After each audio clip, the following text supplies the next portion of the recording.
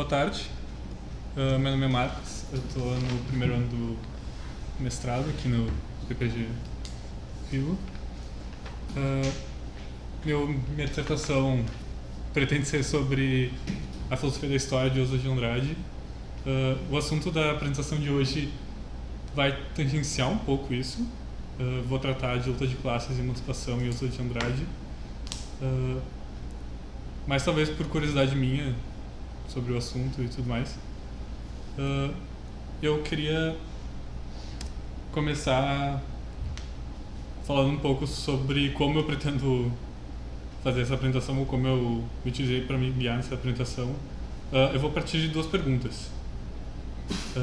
Primeira, como o autor faz uso de conceitos da filosofia marxista para a construção da sua própria tese. Luta de classes é uma ideia marcadamente presente na teoria da história marxista, então acho interessante trazer uma comparação entre os dois autores, pelo menos uma breve comparação. E a segunda pergunta é qual a relação do Oswald com o socialismo. Também fazer um pouquinho de doxografia. Bom, para começar, eu preciso falar das fases do pensamento oswaldiano. São três. Essa demarcação é muito comum entre os comentadores, principalmente aqueles que vão tratar da parte filosófica do Oswald de Andrade. A primeira fase primitivista, que dura de 22 até 30, tem os dois manifestos da Poesia para o Brasil e o Manifesto Antropófago. Resumindo brevemente o que seria o primitivismo, seria uma doutrina estética, política, filosófica que vai tentar fazer uma crítica à civilização, se utilizando da valorização do que seria considerado primitivo. Então, está presente na Poesia para o Brasil e no Manifesto Antropófago também, nessa primeira fase. A segunda fase do pensamento oswaldiano, de 1930 a 1945, seria a fase demarcadamente marxista, onde o Oswald, de 1931 a 1945, ele está no militante do Partido Comunista Brasileiro. Então, as obras que ele produz nesse período, elas têm um traço muito forte da militância marxista desse período, e bastante do que o Oswald considera como marxismo, como a visão própria dele que ele tem do comunismo, é muito influenciada por esse período e também muito influenciada pela visão que ele tem da União Soviética que estava surgindo nesse período. E a última fase do pensamento, de 45 a 54, até a morte dele, é a volta à antropofagia, onde ele retoma parte dos princípios da primeira fase primitivista, ainda com alguns ensinamentos que ele teve do período marxista. Não coloquei todas as obras dele nesse quadro, não ia caber, mas eu destaquei em vermelho o Manifesto Antropófago e a Crise da Filosofia Messiânica. O Manifesto Antropófago talvez seja a obra mais famosa dele. Tem as duas revistas de antropofagia e tudo mais, normalmente as pessoas mais conhecem. E a Crise da Filosofia Messiânica é propriamente a tese de filosofia dele. O objetivo dessa apresentação são os dois textos que eu vou mais usar, e são os dois textos mais importantes. Esses dois textos eles dialogam muito um com o outro, apesar de eles terem uma distância histórica bem grande. Só essa anedota entre o Manifesto do Partido Comunista e o Manifesto Antropófago, que eu achei que não deveria deixar de colocar. A primeira frase do Manifesto Antropófago, ela dialoga diretamente com a última frase do Manifesto do Partido Comunista. Então, citando Marx, proletários de todos os países, univos. Citando Oswald, só a antropofagia nos une, socialmente, economicamente, filosoficamente. Quem chama atenção para isso é a Beatriz de Azevedo, na tese dela, Panipsesto Selvagem. E também o Luiz Felipe Garcia ele vai escrever um artigo falando sobre essa essa comparação e como essa primeira frase do Manifesto Antropófago ela vai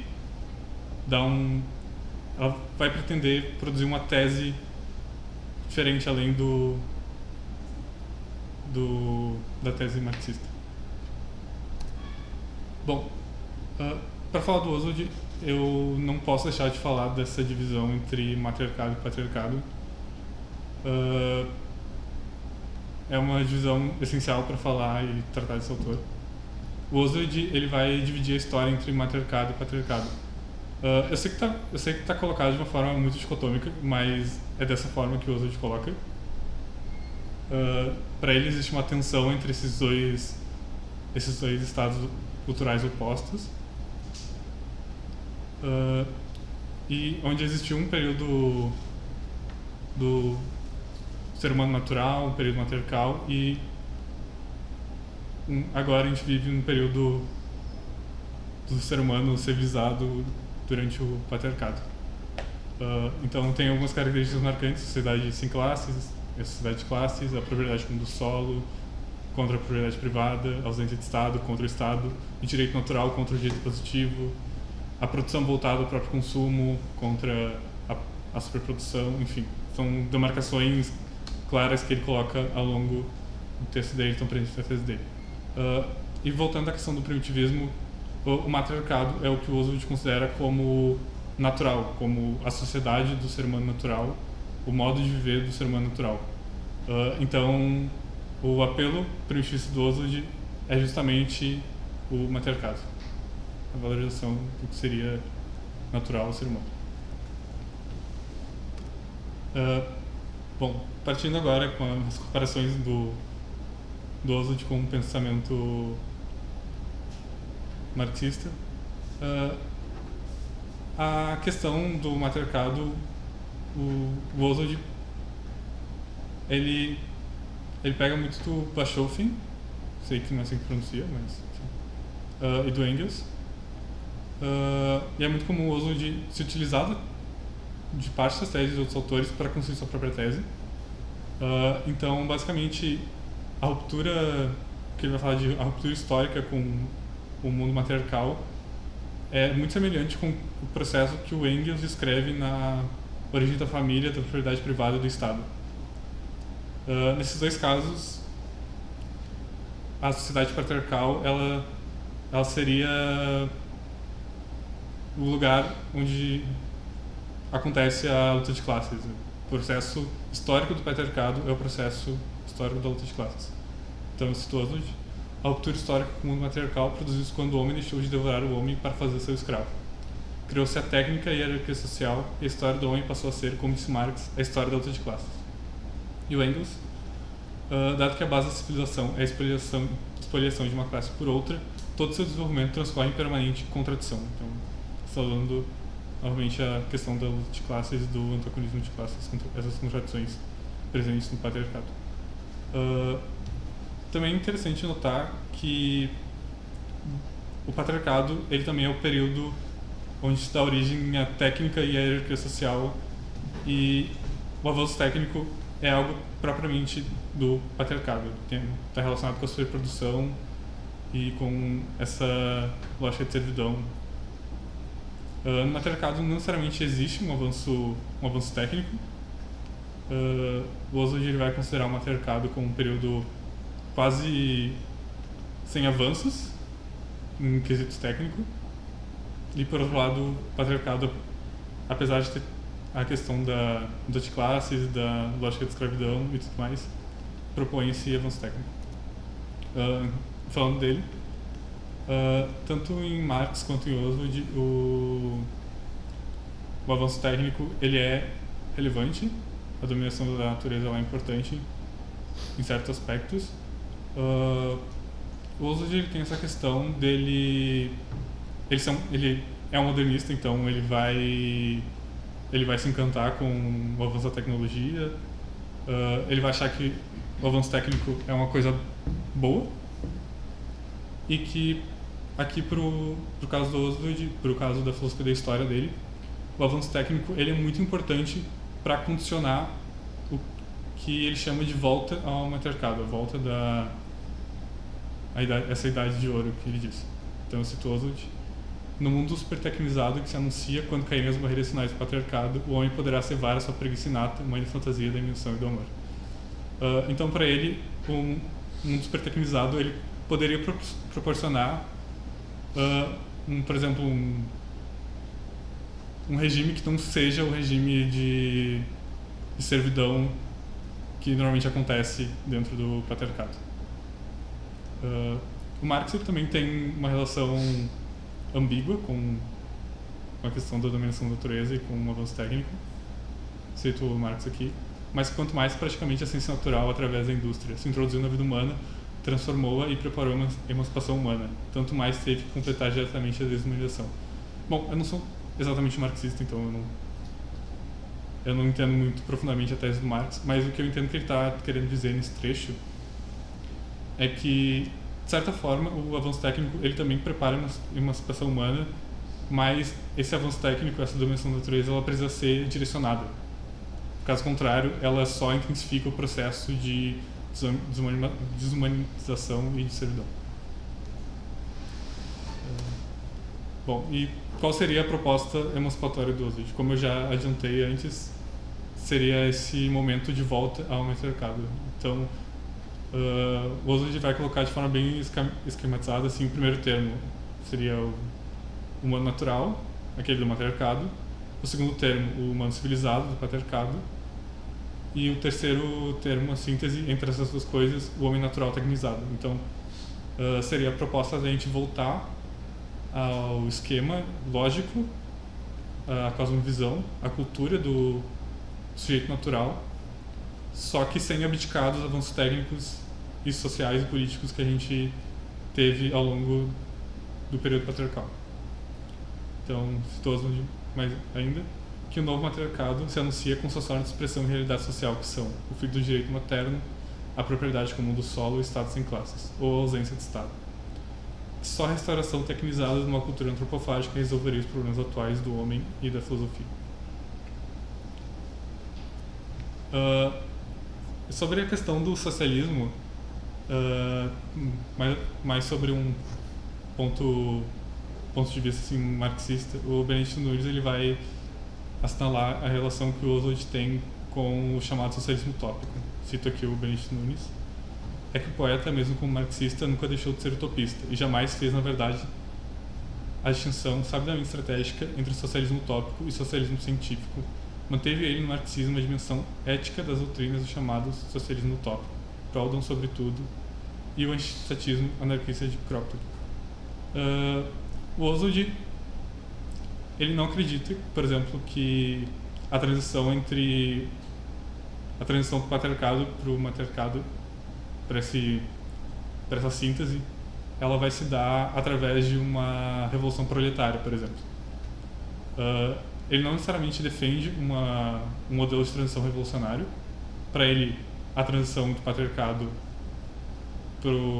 para esse novo matriarcado ele pode ocorrer tanto de forma revolucionária quanto de forma reformista.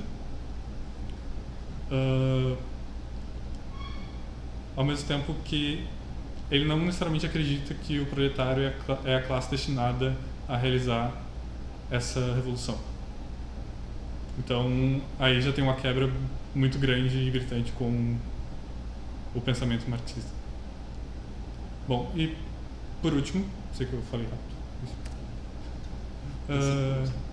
Por último, eu gostaria de comentar sobre a opinião do Oswald acerca das revoluções da história, principalmente a Revolução Russa.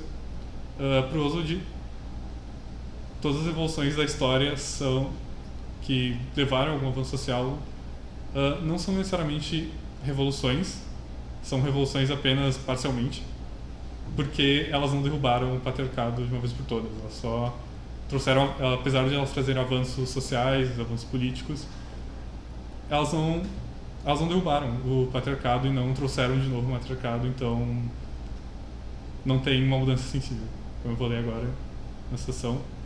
Para o antropólogo que escreve esse livro e que pretende levar a um destino faustico à consciência do homem natural, o Estado comunista russo aparece infelizmente como levante do Estado catacumbal que atingiu de um golpe a superfície da terra coalhada de arranha-céus e motores, e dela se apropriou. Aí não há uma sensível mudança, não há nenhuma revolução. Então ele tem essa imagem marcada da Revolução Russa como uma revolução parcial, uma revolução que não causou uma mudança sensível na estrutura patriarcal dominante, apesar de ter um progresso social envolvido, não tem de fato uma mudança sensível na estrutura patriarcal. E isso.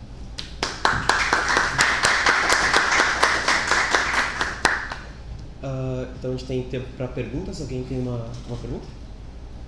Não, Daniel. Agradeço pela apresentação.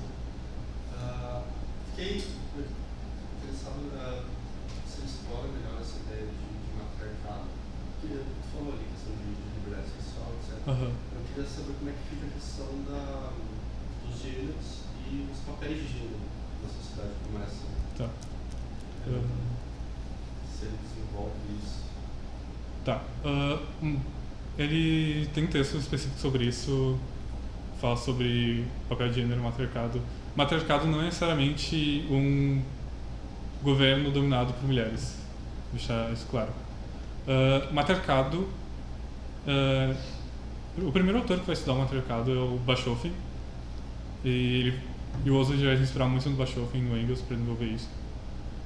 Matriarcado significa direito materno, assim como patriarcado significa direito paterno. E tem a ver com a questão da liberdade sexual da monogamia. Então, não é uma visão antropologicamente atualizada ou concreta, enfim, mas é algo que ele explora como uma questão como uma posição originária ou um lugar de natureza, enfim. Bom, a gente pode imaginar uma sociedade onde não existia Estado, não existia regras, e também não existia uma regra acerca das relações sexuais. Então, a liberdade sexual é generalizada e, portanto, nem sempre tu podia traçar a identidade paterna de uma criança. Então, a única forma de tu traçar a identidade ou traçar uma linha de sangue é através da mãe. E para o Bachofen e tanto para o Oswald, isso faz com que o lugar da mulher na sociedade ela seja valorizado.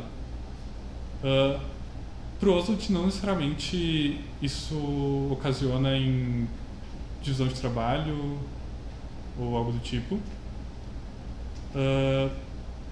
É só a questão do direito natural. O direito materno ele é o direito natural. E nessa sociedade, a mãe ela tem um direito, ela tem prioridade no direito em relação ao pai, por exemplo.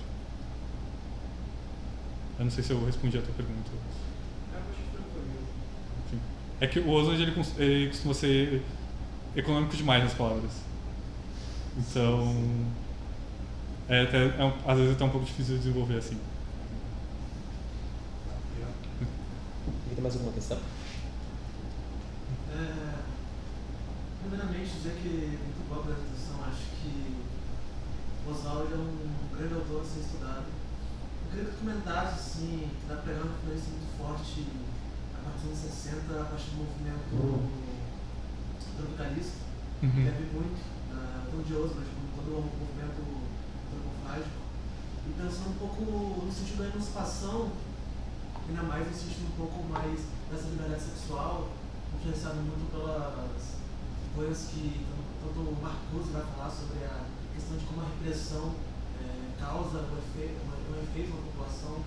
Queria que tu comentasse um pouco como tu acha que essa certa liberdade sexual que estava muito, assim, muito latente nesse movimento tropicalista pode ao mesmo tempo ter certos traços de uma dominação do patriarcado, ou seja, pensar também essa liberdade sexual não simplesmente enquanto uma emancipação, mas justamente enquanto uma lógica do sistema de fazer com que o sujeito, a partir dessa liberdade, ainda se mantenha resignado.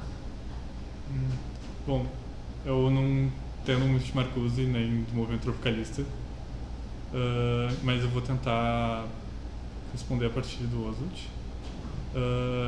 Para dar um exemplo sobre a questão da liberdade sexual e até para contrastar com a questão da monogamia, para o Oswald, o primeiro crime cometido no Brasil foi um feminicídio, porque